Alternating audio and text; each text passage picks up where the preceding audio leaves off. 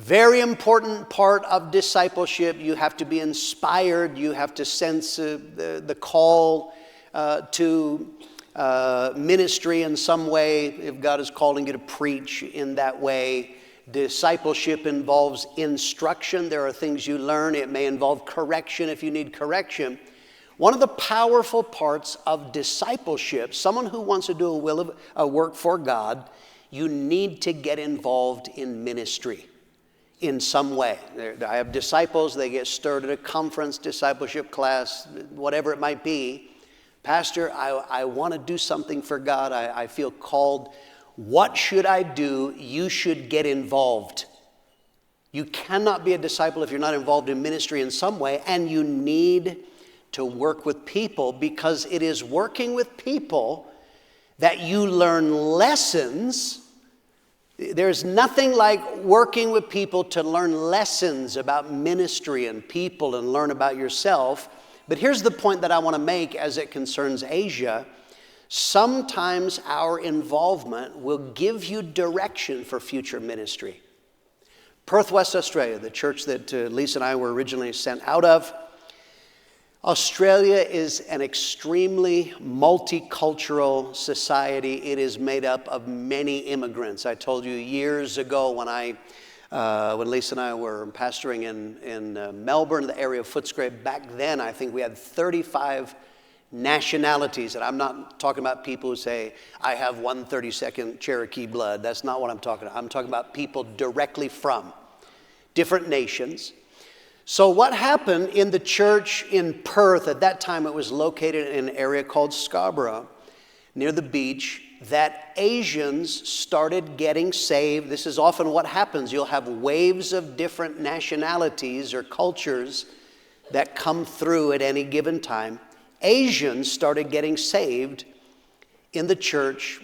Two couples in the church, Brian and Angie Roenfeld. They began following up on Asians, if they were from China, Indonesia, wherever they were from, various places. They started following up on them, forming relationships with them, working with them, and then out of that, they started doing outreaches to reach more Asians in different ways. Another couple, it's actually Brian's brother-in-law and sister, Bob and Megan Matthews. Another couple, Trevor and Priscilla Fong. He was my roommate before I got married.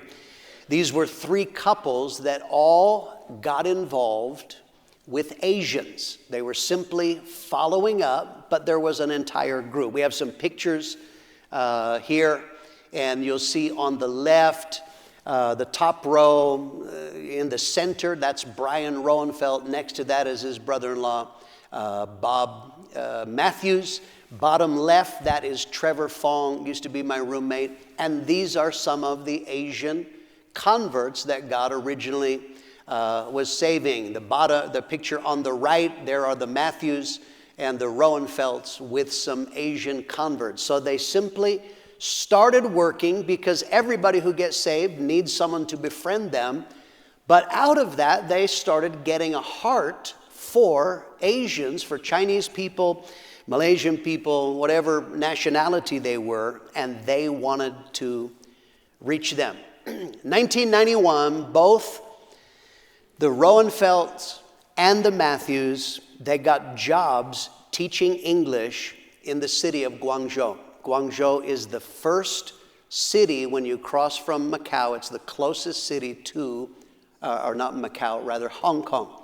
It's the closest city in mainland China. And so they got jobs. Again, how can you operate in a nation that is communist, anti-Christian? You maneuver. Remember, wise as serpents. So they got jobs teaching English. Have a photo now. There's Brian and Angie at the top. These are some of their first converts that they got. So now they're teaching English, but using English as a way to preach the gospel now to communist Chinese. They got a group of converts. You see some of them there. They were there for 1 year only, and then Brian's contract to teach was canceled. I don't remember if that was actually because of his gospel work, but nonetheless, so this was his first foray into an Asian nation. It was in Guangzhou. Another Australian couple took over for a short time, and then ultimately a couple from Holland, Rene Brabants and his wife, took over that work that had been started initially by the Roenfelds and did a good job. The Brabants got a good solid group of people together in Guangzhou. It was small, but it was solid. Then another couple ultimately came and took over. Hank and Sanita Bruce came from Holland, and they took that church over in Guangzhou. And now that God began to really do something good, the church in Guangzhou began to do well. Someone from an area called Dongguan came through, I don't remember if they met him on the street or if it was a contact or a friend of someone in Guangzhou, but they came from Dongguan, which was 45 minutes away, and they got saved. And so now began asking, would you come to Dongguan and preach to my family and my friends? And so for quite some time, the Bruces were ministering in 2 churches at the same time. He would minister several times a week in Guangzhou. He would minister also in Dongguan. And in both cities, they began to grow and began to do well. Eventually, you can't do that forever. And another couple, Franz Smits and his wife, came and took the church in Dongguan. But it was in Guangzhou, that original church that the Roenfelds had pioneered.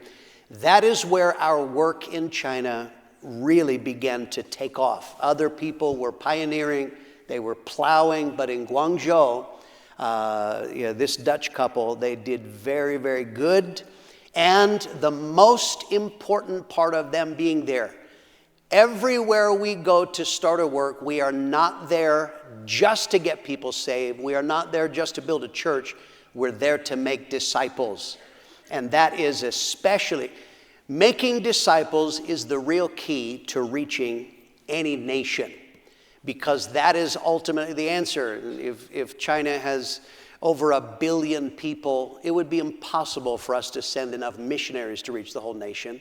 What really has to happen, to reach the entire nation, you have to have Chinese disciples, and then, of course, looking ahead, using common sense, in any Muslim, communist, or Hindu nation, probably the open door won't stay open forever. Governments change, they crack down. So if you're not making disciples, then your work has the potential of falling apart. Bert and Gerda Flederis, they came and took the church from the Bruces and really did a fine job of making disciples. They started planting churches, and that was very powerful, planting the first Chinese couples out. That is an amazing work. Bart and Wilma Koiker, another Dutch couple, came and took over from the Flederis. And then in America, Mark and Diana Crumpler, they went to China several times as well. So here's a lesson that I want to give you. That is, we must respond to open doors. So we have, and again, I'm weaving through all of these stories. How do we get churches in nations? That can be God speaks. God told Lisa and I to go, told me to go to South Africa. That's one way. You have people that have a natural burden. I have family. I have a passport. I always wanted to go. But one of the things that happens is that in different nations, doors swing open. Doors that are shut because of law, because of politics, communism, religion, Islam or Hinduism, they shut doors. They keep Christianity out, but then politics change. the door opens, we must respond when God opens the door. 1 Corinthians 16:9. For a great and effective door has opened to me, and there are many adversaries. Okay, Paul is giving his approach to ministry.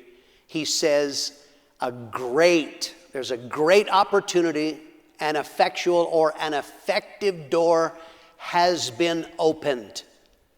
So we operate through the principle of open doors. And that is especially true when you have a nation that was closed. When it opens, God requires us, we must respond to that. And we have to do it quickly because, again, common sense tells you doors that are open will not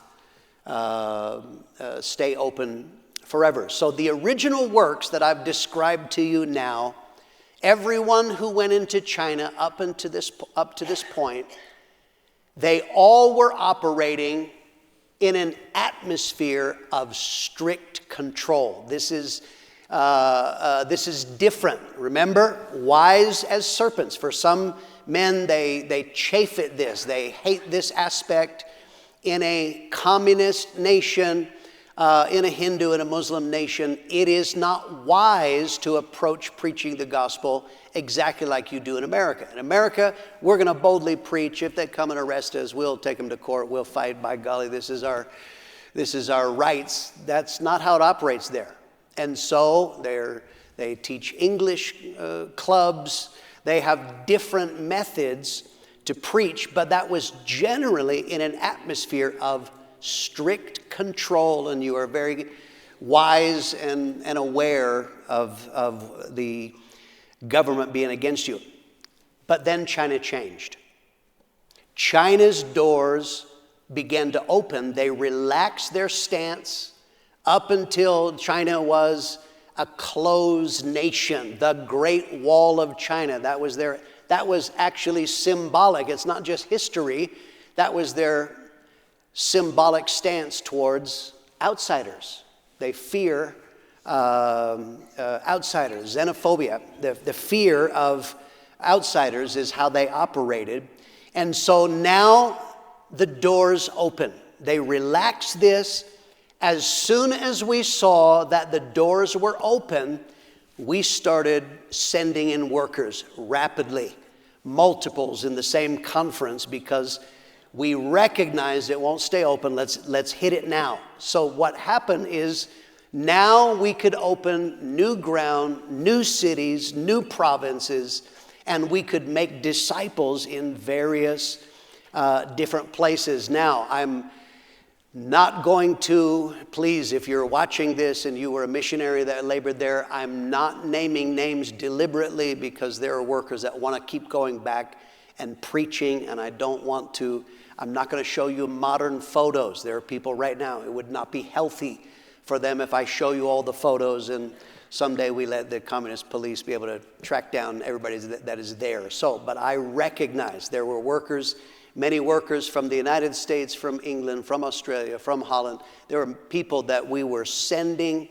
as many as possible, actually as fast as possible, and they, with the goal of making disciples. A wise missionary is one who knows, I am here. I've got to make disciples because I might not be here forever. Doors that were open, then later on they started swinging shut again. In various places, the government began to crack down. And this is what would happen. In many of our places, they may have met in a dozen different church buildings because they would rent one, the police would finally catch on, come and crack down on them. And it is so densely packed, they would move a distance away, rent again until the police would crack down. They just kept moving. And there are churches that they've probably had a dozen buildings or even more because of that. So what started happening is they would crack down.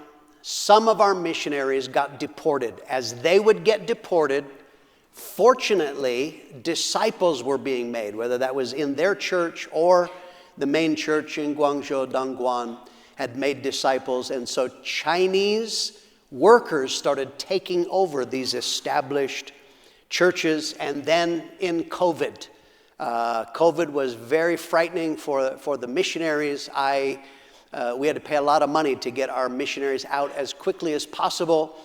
COVID was weird for us in China. They were literally the police would come and put locks on the outside of somebody's apartment and lock them in. And so the ability to get food, Chinese people, now the xenophobia comes. In China, they were telling them it was the foreigners who brought COVID. I know some of you know where it really came from, but they said it was the foreigners, so who are they going to give food? Not foreigners.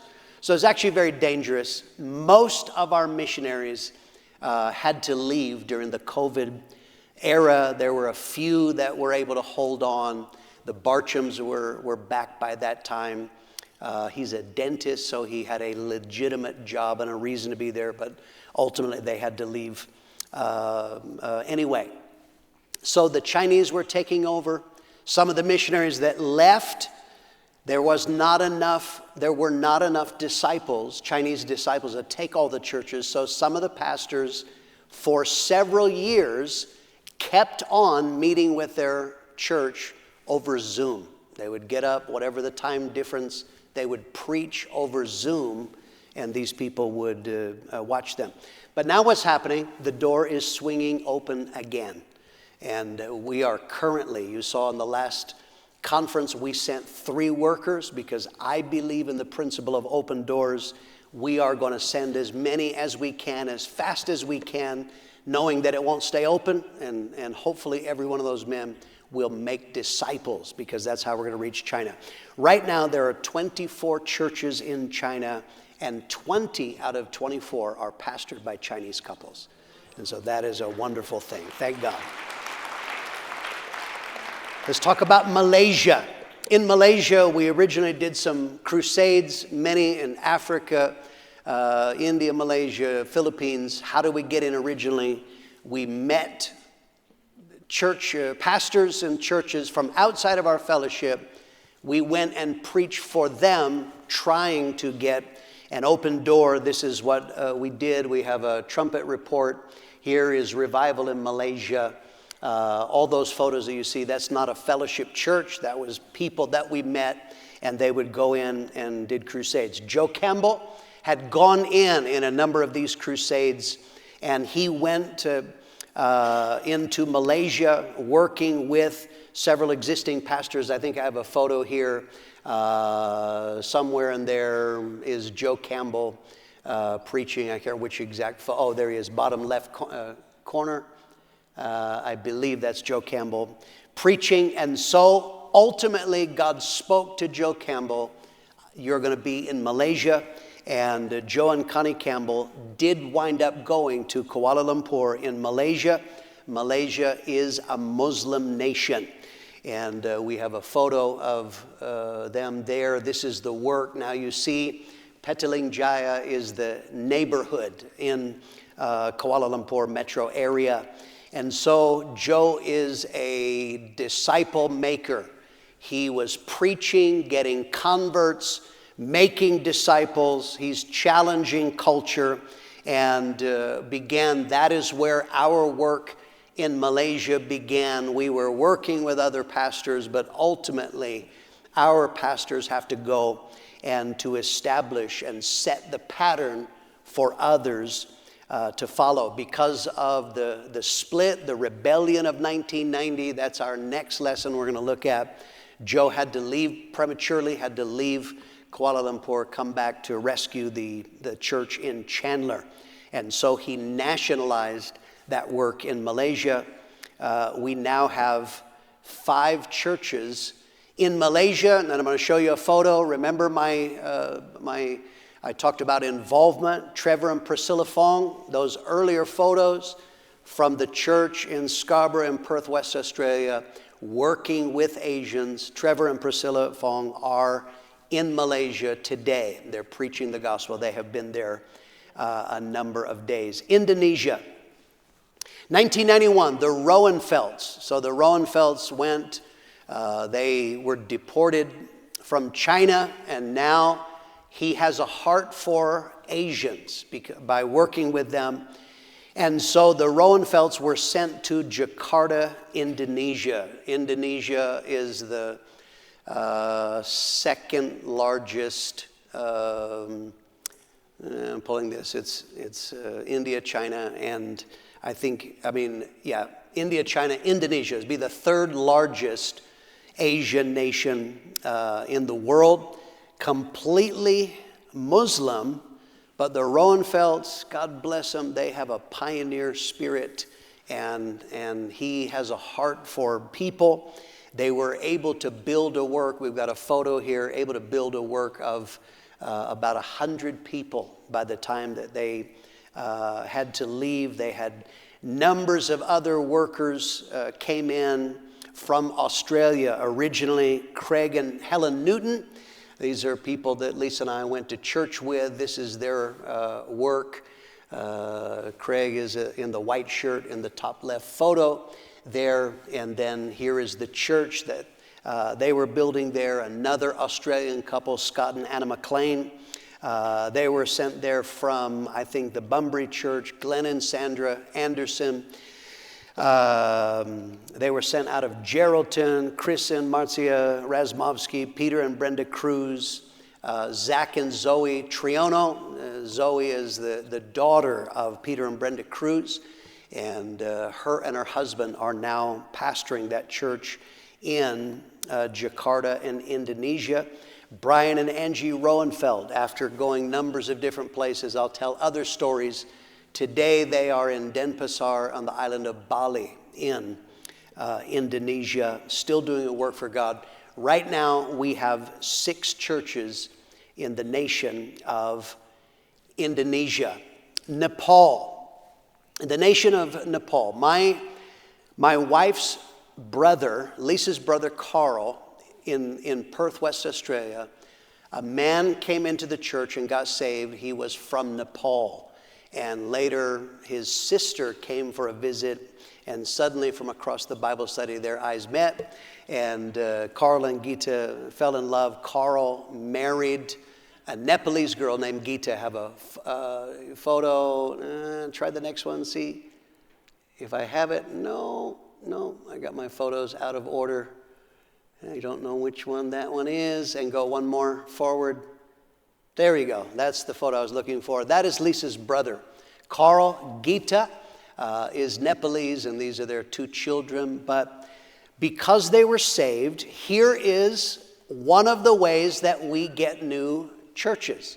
Now, some of the family are saved in Australia, but they began to pray, God, we need a fellowship church in Nepal. And many times we have churches, this is how they come about. This was true, I told you, in the East Coast, in Massachusetts. Some of those works began because people were praying for the place where they're from. This is what happened. Gita and her family were praying for the work, or there to be a work opened in Nepal, and this is what happened. In a conference, Mike and Yolanda Stamper were very stirred. Again, I'm telling you the different ways that churches come about. Some people, God speaks to them a place. He came to me and said, I am very stirred. He told Pastor Mitchell and myself, I'm stirred, but I have no direction where. I'm willing to go anywhere. And knowing that Gita and the family were interested in there being a church in Nepal, I naturally had a church or an interest as well. And I said, what about Kathmandu, Nepal? And so they responded, and this is exactly what happened. Is Mike and Yolanda Stamper went to Kathmandu, Nepal. They were the first workers there.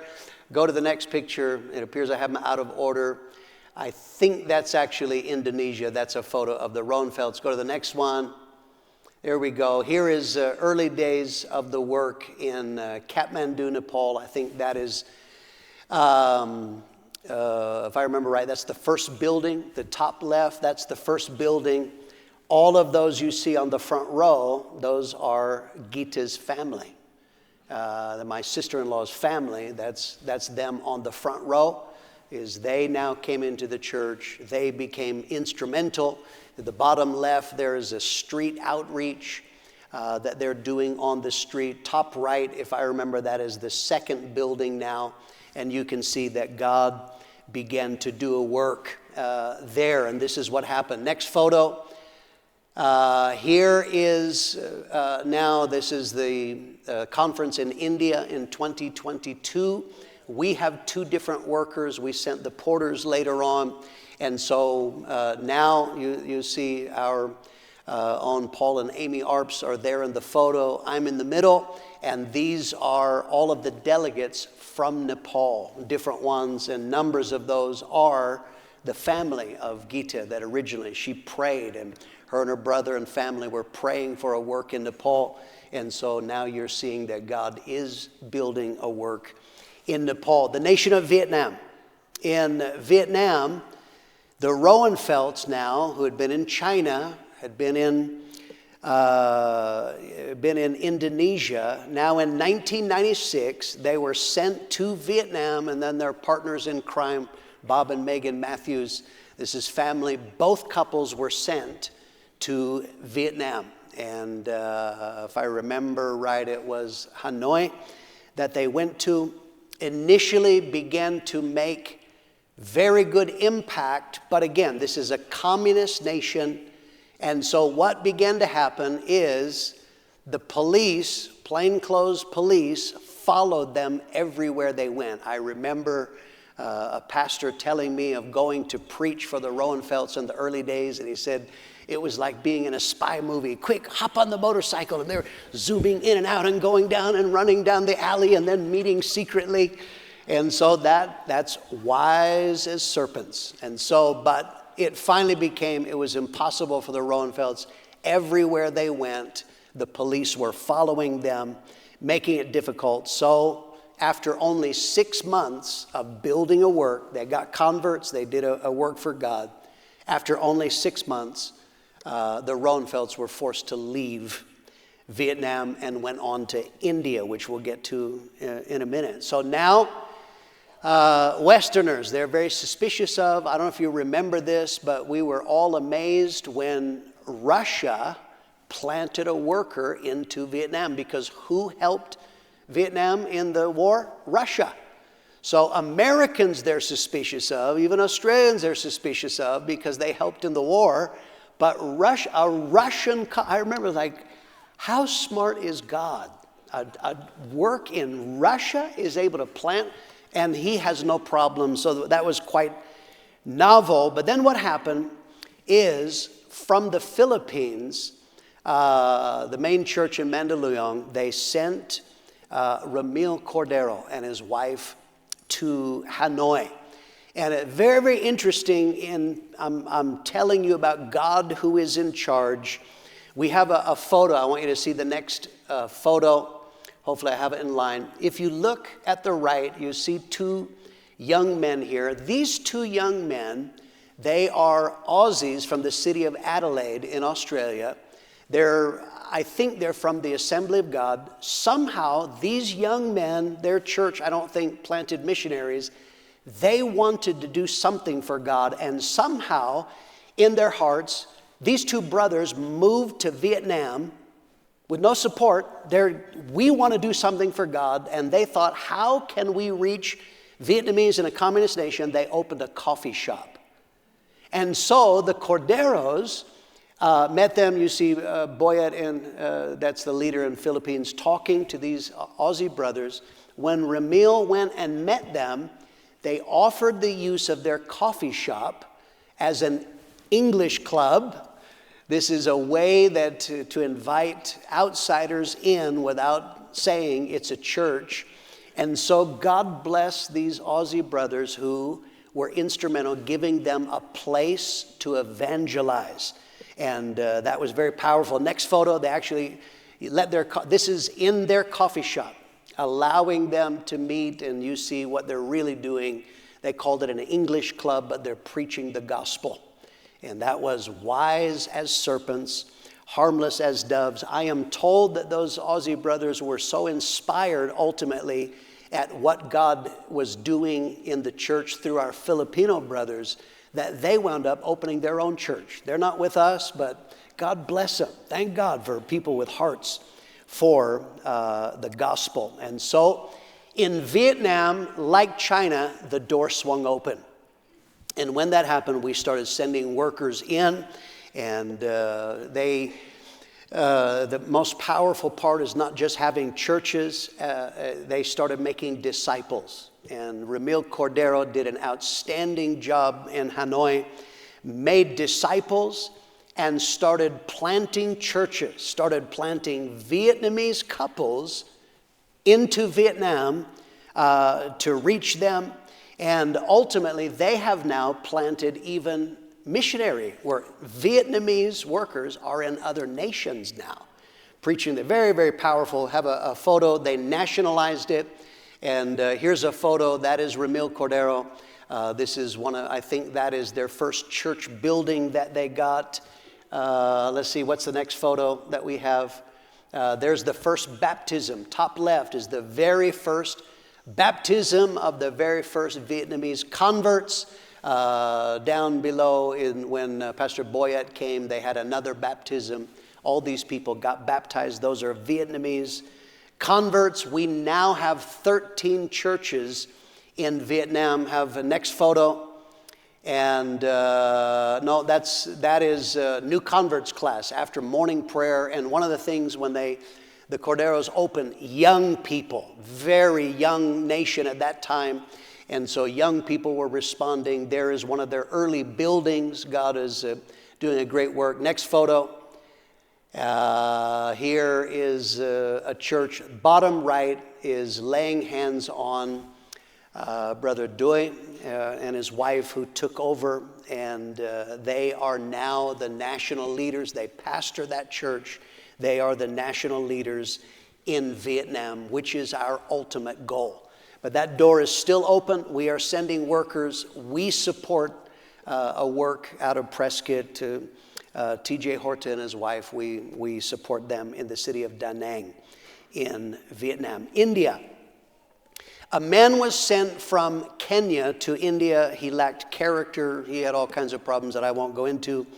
So he had to go back in shame to Kenya. The Roenfelds, for a while there, we didn't play Where's Waldo? We played Where's Brian Roenfeld? He's somewhere in the world. And Brian and Angie, God bless them, they moved around, went to India now. And they went to Aurangabad in India, where this man from Kenya was supposed to be building a church. We have a photo of Brian, and there is Brian.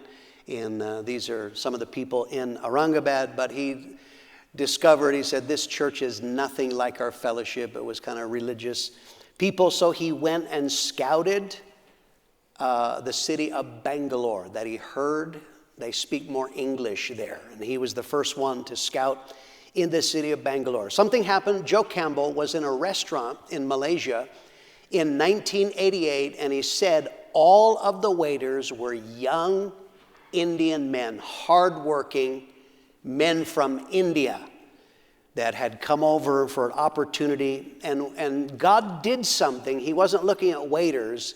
He saw the potential. He said, if I had 100 men like that dedicated to the gospel, we could reach India. So God put it in Pastor Campbell's heart, and he said, I want to reach India. Chandler launched the first real full-time work into India. The Roenfelds were only there a short time. His wife was having twin babies and health problems, and they had to leave in a very rapid amount of time. But Ashkar and Linda Gafoor were sent out of the Chandler Conference to the city of Bangalore, where they began to build a good work. Later, Dan and Monica Rubianis took over that work. We have some photos from the early days, and here is various crusade at the top and middle, early outreach on the right, and there is the church on the left. They began to build this work in Bangalore. And then out of India, again, our goal is not simply building churches, it's making disciples, planting churches. From India, they began planting churches. And we have some photos here. More, you see Dad in the middle there with some missionaries and a native Indian worker. There's a march on the top right.